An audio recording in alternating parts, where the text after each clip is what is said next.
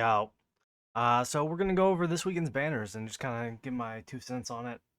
Um, so first off, we have the Helga Nyx, and then we have Mari, Livian, and Hollow. So as far as Helga, I'm not 100% sure if she's like completely in the pool now. We haven't figured out anything. It still doesn't say anything in the ancient shards about it or the rare summoning crystals. So we'll kind of see from this weekend on. But if she is in the pool, then really doesn't matter about this weekend, honestly. But if this is just like a one time, she's just in the pool for this, it's totally different. So I wish we would have got a little more information on this first.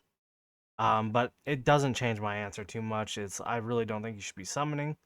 The only reason you would ever summon on this banner is if you're someone that really is looking to push into Codex further and further, and that would be mostly for Nyx copies, trying to get her to A3. But as far as Helga goes, insane for Semra, and insane for Styx Codex. Other than that, not a whole lot of use coming out of her. Um, I do use her, like I said, in Semra for one of my teams. She's incredible for the stuns there. And then obviously, everyone knows she's insane for Styx Codex. I don't think you'll see her outside of any of the top 100 teams anymore. Um, Pretty much just kind of has to be there. Her awakenings are pretty decent, but one thing with her, she's never going to be a crazy damage dealer. So it's just more for like this one, the magic res reduction, very good. It's a 20% chance, but when she's doing a couple hundred hits on her ults, uh, pretty good chance of hitting those debuffs. And then you have the during the ultimate attack interval reduces by 20%. You're just going to see more and more hits on the shield with that on there as well. So some upside to those, but like this one's not very likely for most people to get. The A5, A3, same thing, really, honestly, at this point, unless you're going crazy this weekend, which I wouldn't recommend anybody does that. There's a few people on Forerunner that might get that A3 this weekend just because we were basically given two copies of Fusions. We got the Fusion twice on Forerunner. But yeah, doesn't change much there. And then as far as Nyx, the big one you're looking for here is the increased rage by 50 when killing an enemy. This is awesome for, like I said, the Pelagios Codex. Also, it is going to be very good in Arena still as well. We're seeing the marksman comps fall off a little bit in anti-air just because of Ingrid and Praetus, but still incredibly viable in there just to at least get the Overlord. If not, there's probably a handful of teams that are still pushing into Apex with the marksman teams. But yeah, other than that, I think the only reason anybody should really be pulling on this weekend's banner is Hollow, and you don't have her. If you're a newer player, or maybe you're a mid-game player and you haven't had a chance to get a Hollow yet, this is a great time. I wouldn't go crazy, but maybe you rip like 20, 30 just for a chance at her. She is definitely an account changer. Uh, Insane for all the gear raids, gear dungeons. Um, Guild Boss 1, obviously. And then you have, if you're somebody that's still running a Medan, you pretty much have to have a Hollow on your team to let Medan work, and Guild Boss 2 as well. So tons of upside to her. Like I said, if you don't have a copy of her yet, this is your perfect time to get your copy, and then maybe throw some soul stones into her or whatever it is that you have to do to get her up there, as well as for awakenings. She has some insanely good awakenings as well, our big one being the A5 one.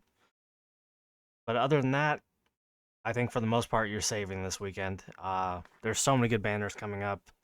We have the Twilight Hex, which I think a lot of people should be summoning on, and then just all the new champs that should be coming out in general. Like we were teased like I think it was like 6 new champs or 5 new champs or something a few months ago. The Talia, Beelzebub, um, the Piercer fighter. Who else was on there? Zara's, and then the Nightmare. There's one more Nightmare, like Xena or something. So there's a lot of new champs coming from there. Plus, I think there's 2 other ones that aren't even listed on there. But then the other big one this weekend is the Ghan and Sargak banner. Um, Ghan has definitely fallen off quite a bit. Not to say he's a bad champ, he's an insanely good defender, but that's what he is. He's a tank. He's not going to be game changing in any real content unless you don't have a Chaos Lord at all. Then yeah, you're going to get some value out of him. But in comparison to the Valderon, he doesn't hold a candle. Single target. I still use him as my Lord, but I just get destroyed by Valderon teams now. So definitely falling off there quite hard. Still an incredible GVG champ. Honestly, just still an insane tank in general. So if you just want a fun tank to use, he's a great option. But I think if you're close to Lord Pity, I probably wouldn't pull this weekend and bust there because I know I've seen hints of the Ingrid banner coming back. Who knows when we'll get Praetus again? If we get Praetus again. Uh, but if you're like me and you're fresh off Pity, I think you should definitely be pulling for Sargak. Probably one of the best marksmen in the game. I'd probably put him top two, maybe top three.